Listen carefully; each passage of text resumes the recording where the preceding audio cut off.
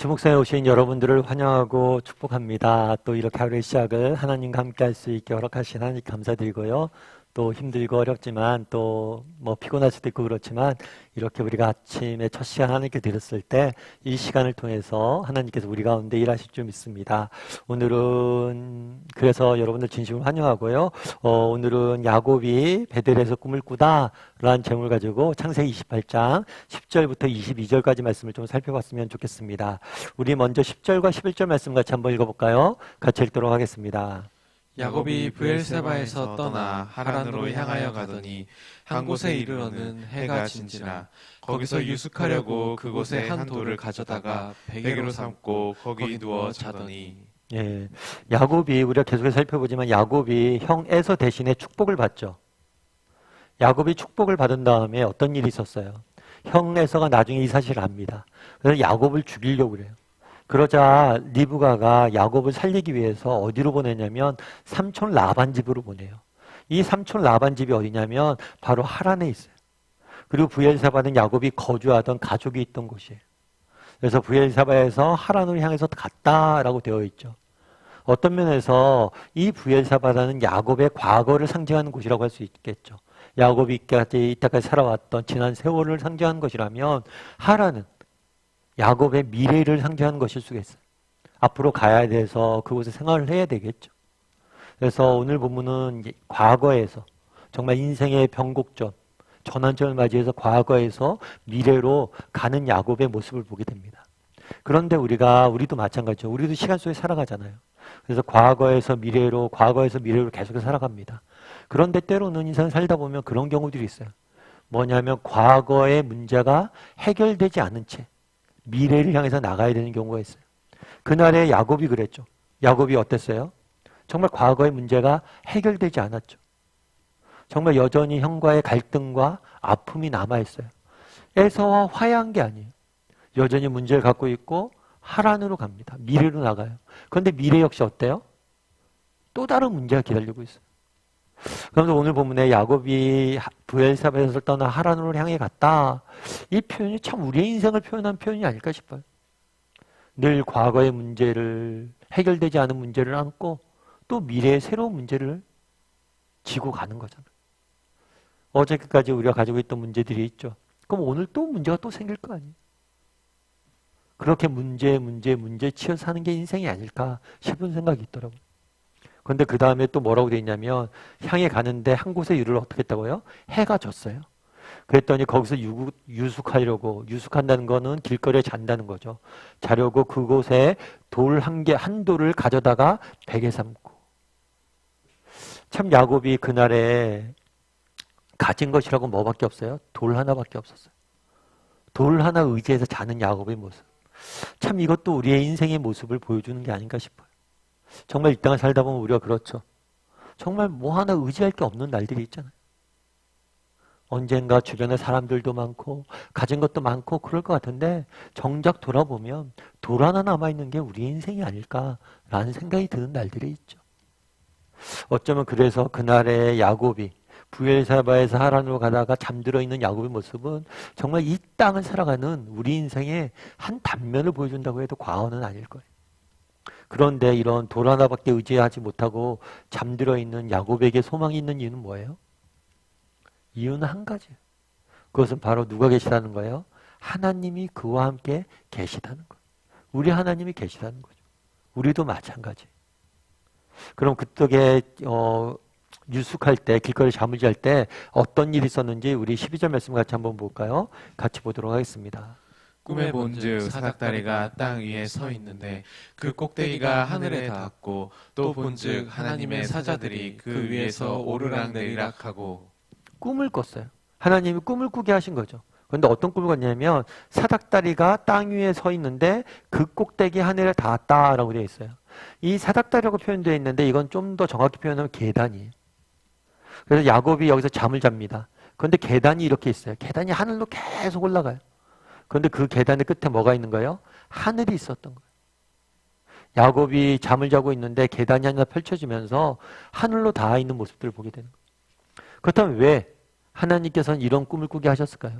이 꿈을 통해서 주고자 했던 메시지는 뭘까요? 우리 16절과 17절 말씀을 같이 한번 읽어볼까요? 같이 읽도록 하겠습니다. 야곱이 잠이 깨어 이르되 여호와께서 과연 여기 계시거늘 내가 알지 못하였도다. 이에 두려워하여 이르되 두렵도다 이곳이여 이것은 다름 아닌 하나님의 집이요 있는 하늘의 문이로다 하고. 야곱이 뭐라고 얘기해요? 하나님이 여기 계셨다. 그날의 사닥다리를 통해서 주어져 있던 메시지는 뭘까요? 그건 내가 너와 함께 한다는 거예요. 내가 너와 함께 할 거라는 거예요. 내가 너와 동행할 거라는 거예요. 그래서 어느 신학자는 그런 이야기를 합니다. 성경에 가장 많이 나온 약속과 축복이 무엇이냐? 그것은 동행이다. 그날 야곱은 홀로 정말 삼촌 라반 집을 하란을 향해서 가고 있었습니다. 그런데 그 밤에 꿈에 하나님이 나타나셨어요. 그래서 나타나서 야곱에게 주고자 했던 메시지가 있어요. 그건 뭐예요? 내가 너와 함께 할 거라는 거예요. 동행할 거라는 거예요. 저는 사실 개척하기 전에 오카노 목사님 모시고 사랑의 교회 국제제자훈련에서 오랫동안 사역을 했습니다. 근데 그 국제제자 사역을 할 때 옥 목사님이 젊은 날도 폐 때문에 좀 많이 안 좋으셔서 1년 안식년도 하고 그랬어요. 그런데 나중에 목사님 폐가 너무 안 좋아지셨어요. 그래서 부득이하게 폐암 수술을 받으셨어야 돼요. 그 수술을 받고 이제 회복하셨죠. 저희가 수술 받을 때 열심히 기도했어요. 정말 하나님, 정말 옥 목사님 지켜달라고. 그래서 수술도 잘 되고 그래서 옥 목사님 나오셨어요. 그래서 나오셔서 저희 공적으로 주일 예배 때 예배 드리진 않았는데 저희 훈련원에 와서 저희 훈련원 교육자들과 직원들과 함께 예배 드리셨어요. 근데 그때 어떤 말씀 하셨냐면 이 말씀 하셨어요. 야곱이 그날 혼자 있는데 정말 하나님이 동행하신다는 약속을 주셨잖아요. 본인도 이렇게 수술 받는데 수술실에 이렇게 침대에 끌려서 쫙 밀려가잖아요. 근데 수술실에 이렇게 침대에 누워서 이렇게 가는데 정말 그 생각이 들더라고요. 야, 이제 정말 나 혼자구나. 사랑하는 아내도 나와 함께 할 수 없구나. 그런 날들이 있죠. 사랑하는 어머니, 리브가 함께 할 수 없잖아요. 정말 혼자구나 생각이 들었는데 그때 정말 위로가 됐던 말씀이 이 말씀이래요. 내가 너와 함께 있을 것이다. 하나님이 나와 함께 하신다.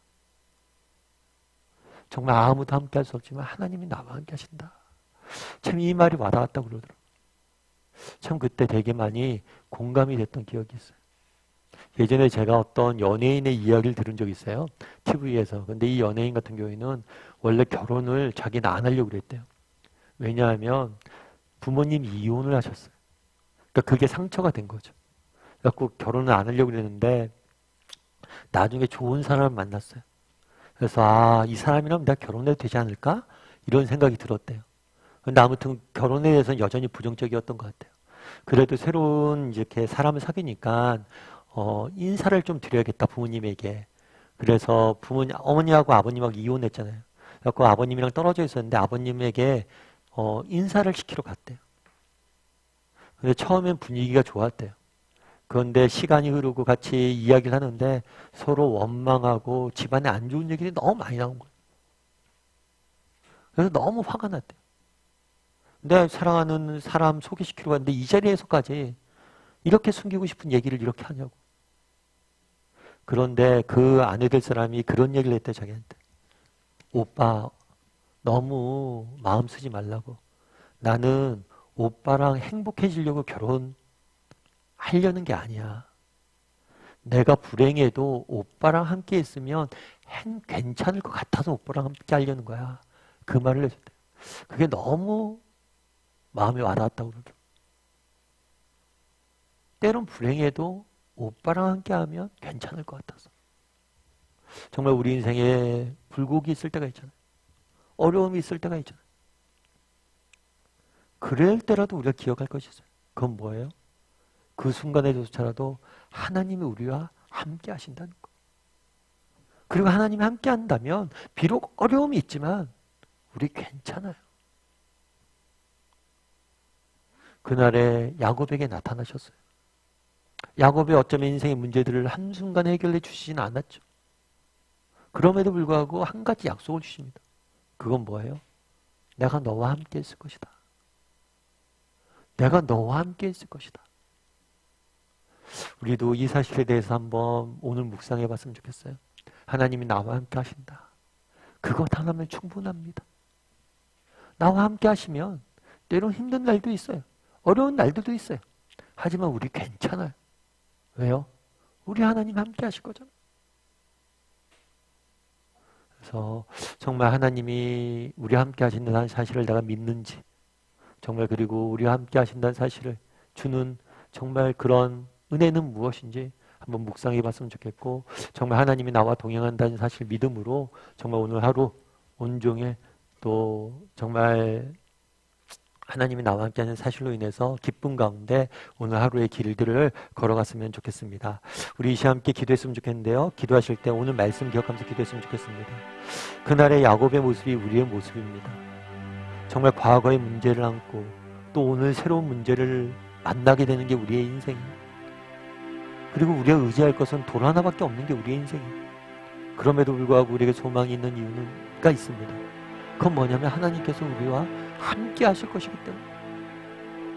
나는 얼마나 하나님이 나와 동행한다는 사실에 대해서 신뢰하고 있는지, 믿고 있는지 한번 돌아보게 봤으면 좋겠고, 또 정말 하나님이 나와 함께 한다는 사실을 믿을 줄 아는 사람이 되게 해달라고 기도했으면 좋겠습니다.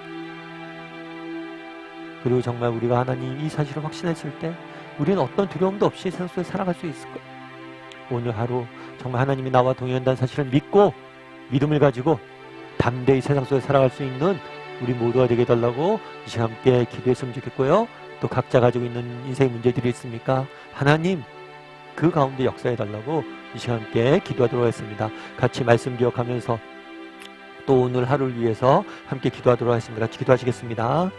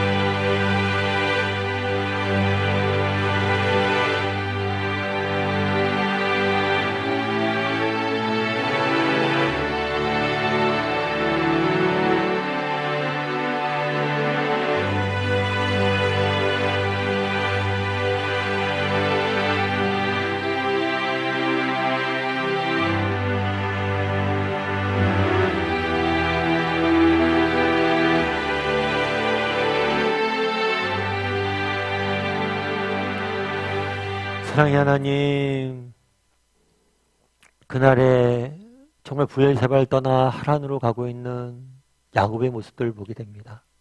돌 하나 의지해서 잠들어 있는 야곱의 모습을 보게 됩니다. 그것이 우리의 문제가 아닐까 싶습니다. 정말 해결되지 않은 문제, 어제의 문제를 안고 오늘 또 새로운 문제에 부딪혀야 되는 게 우리의 모습이 아닐까 싶습니다. 그럼에도 불구하고 우리에게 소망이 있는 이유는 하나님이 계심을 믿습니다. 정말 하나님께 나와 함께 하실 것임을 믿습니다.